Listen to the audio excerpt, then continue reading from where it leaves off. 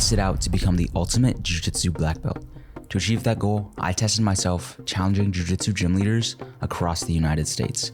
On our way to the final gym, we stopped at Traphouse Jiu-Jitsu, and after taking on Corey and Callan, we are in the sights of the final boss, the technical and dangerous brown belt, Les Shiner.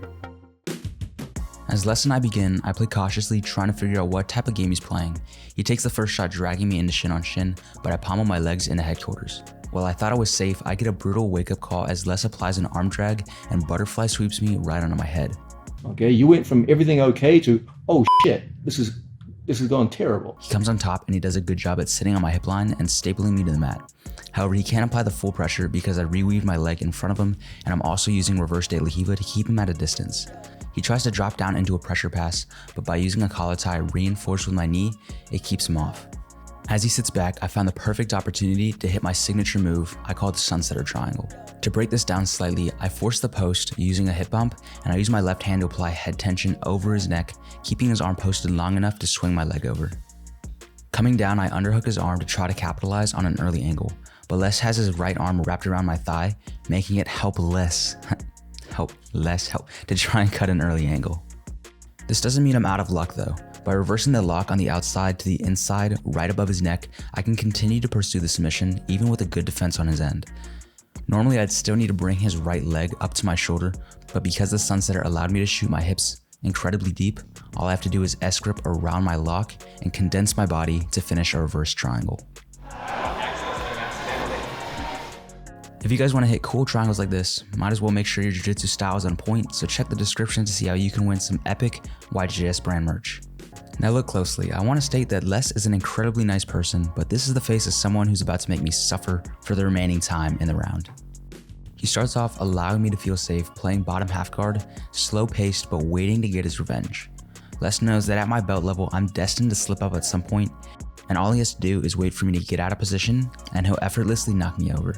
He finds this opportunity as he collects a 2-on-1 wrist and elbow and uses his butterfly sweep from earlier in the round to push me back on bottom. He's definitely not going to be as nice as the first time he was here and lets me have that dad strength as he smashes down. Les will then walk his hips back slightly and flatten my back out to the ground, something often overlooked when trying to pass guard. Now that I'm stuck doing a push-up off of him into the floor, he drops his weight deeper, making things a lot worse if I don't act fast. I almost drag Les into butterfly half guard, but he has a weird grip on my left leg preventing me from shrimping out. Obviously, if I'm about to get mauled, I have to look somewhat decent, so after a quick hair fix, I get back to dying. He'll switch his base and he comes up into top half guard with a game plan. He'll cave my chin in with his shoulder and he starts making his way into mount using a butterfly hook. I try to push him back into quarter guard, but he hops his foot out of my reach and he chair sits onto my back. See, after what I just did, Les doesn't want a regular old rear naked choke. No, he wants my heart to hurt, and to do that, he decides he wants to rip off my pec.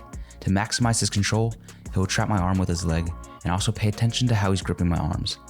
Most people attack from the back by gripping the wrist, but he has control of my palms, preventing me from gripping back. Les switches to a Kimura grip, and with everything tight, he wrenches it above my head. With my left titty at its breaking point, I tap before I end up like the guy doing incline bench that went viral a few years ago.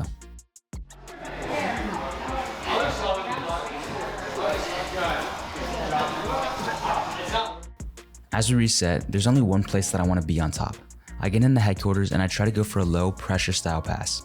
Les lifts me up and nearly puts me on bottom, but I rotate over and I use my head to block his shoulder to continue my way to his back.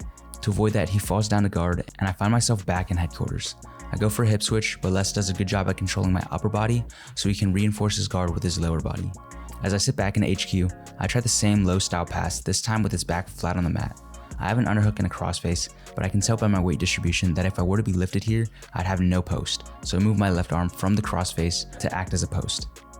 My prediction was correct and Les shoves my hips into the air. I try to style on him with a handstand pass, but I end up falling to bottom. That's called pulling side control.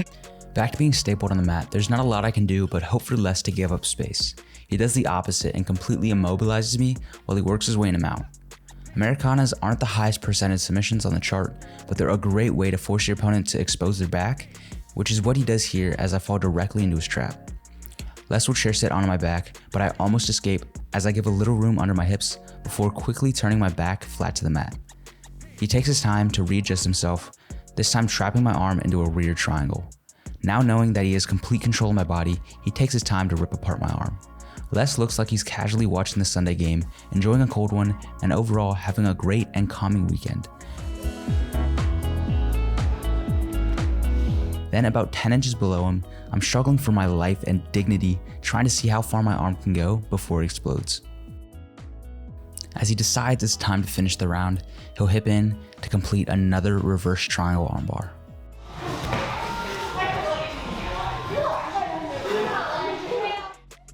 And so after a brutal day of ankle locks, knee bars, and chest pain, we conclude the final gym on our route to Seattle.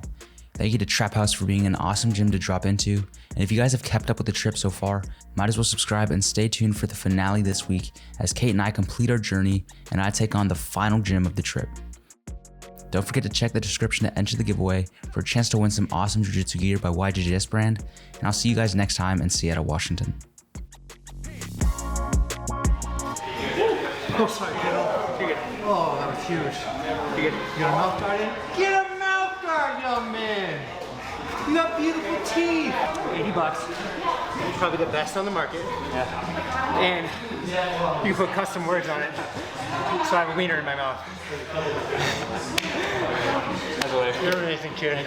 Thank you. Beautiful.